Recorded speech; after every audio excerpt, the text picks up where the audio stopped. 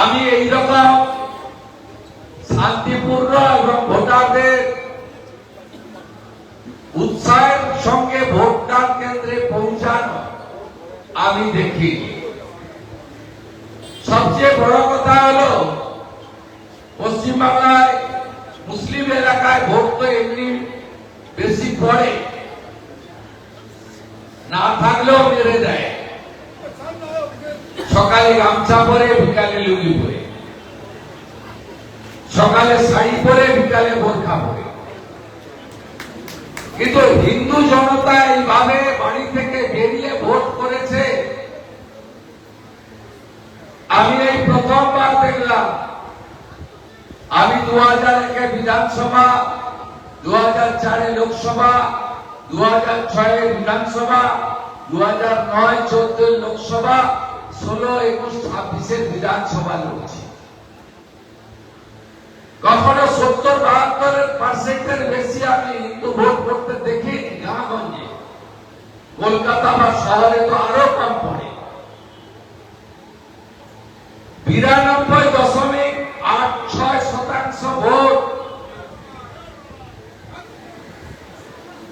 50,000 বুথের মধ্যে 15টা বুথে গন্ডগোল। দুটো করে ক্যামেরা, তার খোলা ছিল না, ক্যামেরার মুখ ঘোরাতে পারেনি।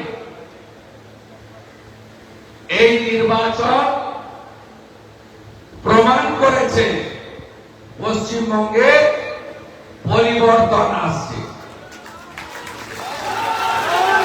আমি আর আলাদা করে সংখ্যায় যাব না, যেহেতু আমাদের সবার নেতা অমিত শাহজি আধুনিক ভারতের রাজনৈতিক চাণক্য।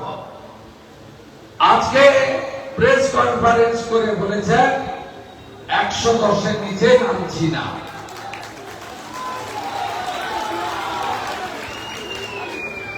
আমি আপনাকে বলি,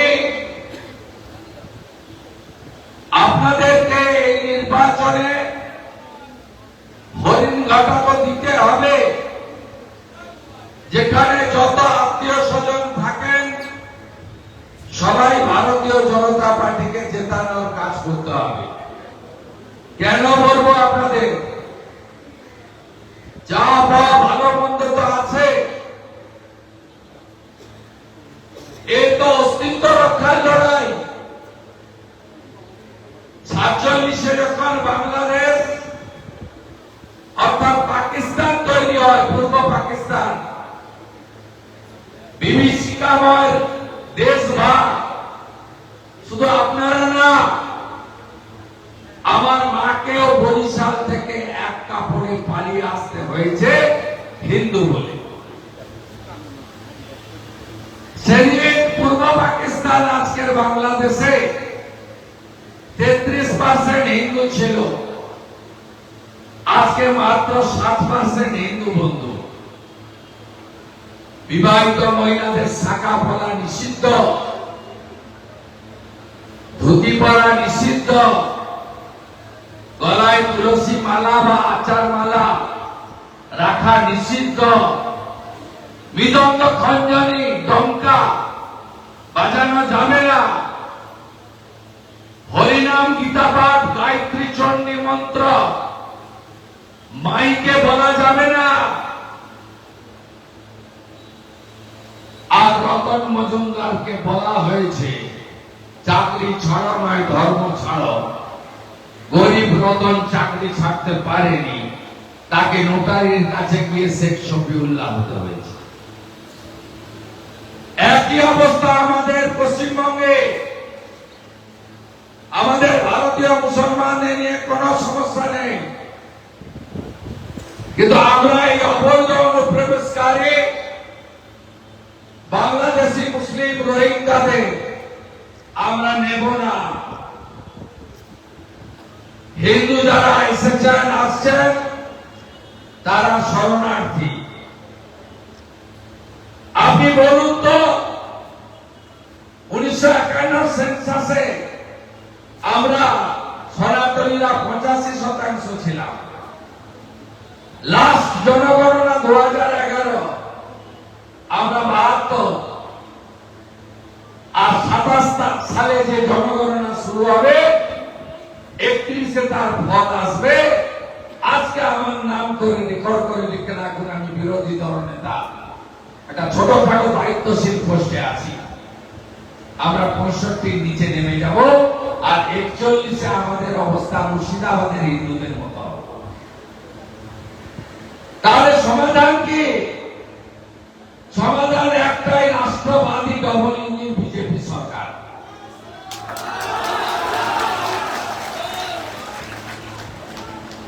আমাদের সীমান্তে 600 মিটার এমন জায়গা আছে, মমতা বন্দ্যোপাধ্যায় জমি দিচ্ছেন না।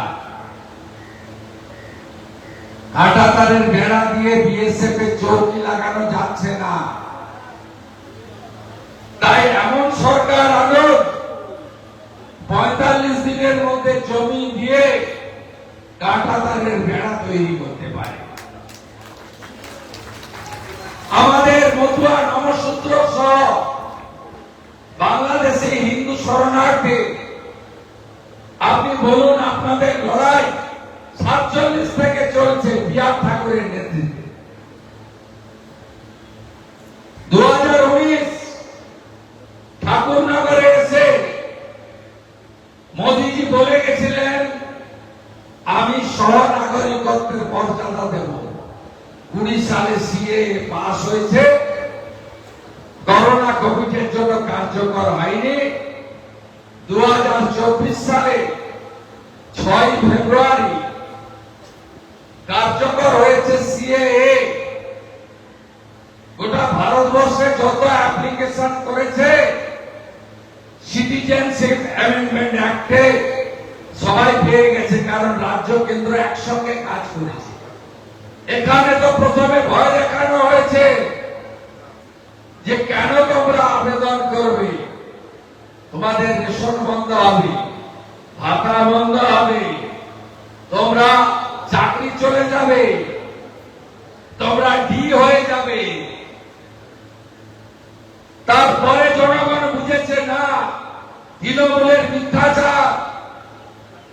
মমতা ব্যানার্জি সিএএ কে ক্যা ছি ছি বলেছিল, আর তৃণমূলের লোকেরা এখন সিএএ তে গিয়ে পোর্টালে আগে নাম তোলে। আজকে এসআইআর নিয়েও মিথ্যা প্রচার করা হয়েছে। 47 সাল থেকে আপনারা আসছেন, 2002 পর্যন্ত যারা এসেছেন তাদের সবার নাম ভোটার লিস্টে আছে। 2002 এর পরে যারা এসেছেন তাদের বেশ কিছু নাম ভোটার তালিকায় নেই।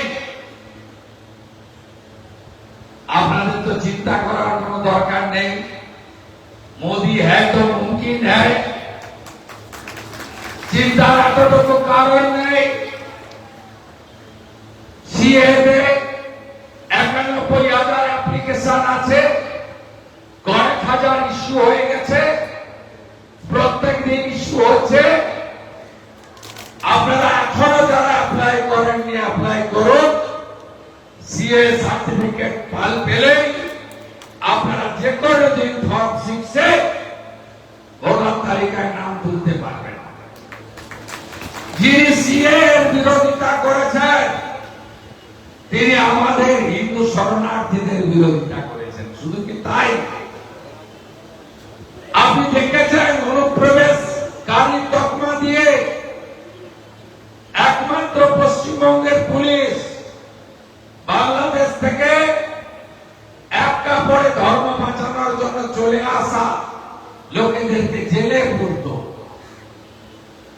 রানাঘাটের জেল, বনগাঁ জেল, কৃষ্ণনগরের জেল, বারাসাতের জেল, রায়গঞ্জের জেলে গিয়ে দেখে আসবেন। রায়গঞ্জ তো 85 বছরের বৃদ্ধা মাকেও জেলে রেখেছে মমতার পুলিশ। যখন মোদীজির কানে গেল রোহিঙ্গাদের জামাই করে রেখেছে আর হিন্দুদের উপর অত্যাচার করছে।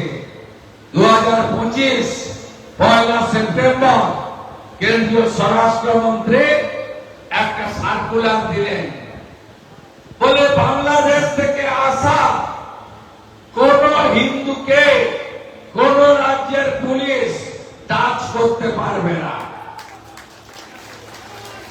31/12/2024 পর্যন্ত যারা এসেছেন, এরপরেও আপনারা চান গ্রেটার বাংলাদেশ হোক, এটা আপনারা চান জামাতের হাতে যাক। এটা তো হরিণঘাটা কাছে নগরকড়া। মনে আছে সরস্বতী পূজায় আমি এসেছিলাম, মনে আছে? তৃণমূলে হালিম শেখ নাকি আমিন, মোহাম্মদ আমিন নাকি নাম, সভাপতি প্রাইমারি স্কুলে হেডমাস্টারকে গিয়ে বলছে, এখানে আমরা সংখ্যায় বেশি, সরস্বতী পূজা হবে না। সরস্বতী পুজো করতে বাধ্য করেছি, আমি নিজেও পুজোতে এসেছিলাম। এগুলো ভুলে যাবেন না আপনারা। এটা চিচিংবাজকে এখানে প্রার্থী করেছে তৃণমূল। এটা অসীম বাবু উদারলো, স্কুটিতে কমপ্লেন করলেও নামটাই বাদ চলে যেত, আমি জানি কারণটা। বিরোধী দল যখন বিজেপি হচ্ছে তখন এমএলএ দিলেন, আর বিজেপি যখন সরকারে আসছে এখানে আইটিআই হবে, হসপিটাল হবে, ভাঙা রাস্তাগুলো মেরামত হবে, এখানকার ছেলে মেয়েরা শিক্ষিতরা চাকরি পাবে, বাইরের রাজ্যে চলে যাওয়া পরিযায়ী শ্রমিকদের বাড়ি ফিরিয়ে হাতে কাজ আমরা দেব, নারী সুরক্ষা দেব, বাংলাদেশ থেকে আসা হিন্দু শরণার্থীদের বুকে আগলে রাখব। তখন আপনারা অসীম সরকারকে বিপুল ভোটে জেতাবেন না। আমি স্পষ্টভাবে বলতে পারি, 16তে 3, 21-এ 77, এবারে 177, কিচ্ছু করতে পারবে না। এসআইআরে 91 লক্ষ নাম বাদ গেছে। হ্যাঁ, আমরা স্বীকার করি 3-4 লক্ষ এমন লোকের নাম গেছে যাদের নাম তোলা উচিত এবং তারা সিএ এর মাধ্যমে তাদের নাম উঠবে, কিন্তু 90% ক্ষতি তৃণমূলের হয়েছে। মৃত ভোটার, ভুয়া voter, double triple entry voter আর বাংলাদেশের অবৈধ অনুপ্রবেশকারী মুসলমান ভোটারদের নাম বাদ গেছে, তাই তৃণমূলের জেতার কোন সুযোগ নাই। গতকাল সাফ করে দিয়েছে মালদা থেকে আলিপুরদুয়ার, মুর্শিদাবাদেও আপনারা লিখে রাখুন, ফারাক্কার মতো সিট জিতবো আমরা, জঙ্গিপুরের মতো সিট জিতবো আমরা। আর পুরুলিয়া তো শূন্য তৃণমূল, বাঁকুড়া শূন্য, পূর্ব মেদিনীপুর তো 16-0। আপনারা এমন সরকার আনুন পশ্চিমবঙ্গে যে সরকার রাষ্ট্রের সুরক্ষা আর পশ্চিমবঙ্গের প্রগতির জন্য কাজ করবে। আমাদের নেতা নরেন্দ্র মোদীজি ব্রিগেডের সমাবেশ থেকে বলেছেন, শুধু বর্ডারের জমি দেওয়া নয়, বিশ্বকর্মা যোজনা চালু হবে, হাতের যারা কাজ করে। আয়ুষ্মান ভারতের কার্ড পাবেন, 5 লাখ টাকা পর্যন্ত চিকিৎসা ফ্রি। সোলার আলো লাগবে, ইলেকট্রিকের বিল দিতে হবে না, প্রধানমন্ত্রী সূর্য ঘর। নদে জল পাবেন, গোটা ভারত পেয়েছে, তৃণমূল এখানে করতে দেয়নি। জল জীবন মিশন, রাস্তাঘাট, এয়ারপোর্ট, 61টা বন্ধ থাকা রেল লাইনের কাজ, তাজপুরে কুলপিতে অগভীর সমুদ্র বন্দর, টাটাকে ফিরিয়ে এনে শিল্পে জোয়ার, ভারতীয় জনতা পার্টির অঙ্গীকার। আমাদের ভিডিও ভালো লাগলে লাইক এবং শেয়ার করুন। কমেন্ট সেকশনে গিয়ে জানান আপনাদের মতামত। আরও ভিডিও পেতে আমাদের চ্যানেল সাবস্ক্রাইব করুন এবং প্রতি মুহূর্তে খবরের আপডেট পেতে প্রেস করুন বেল আইকন।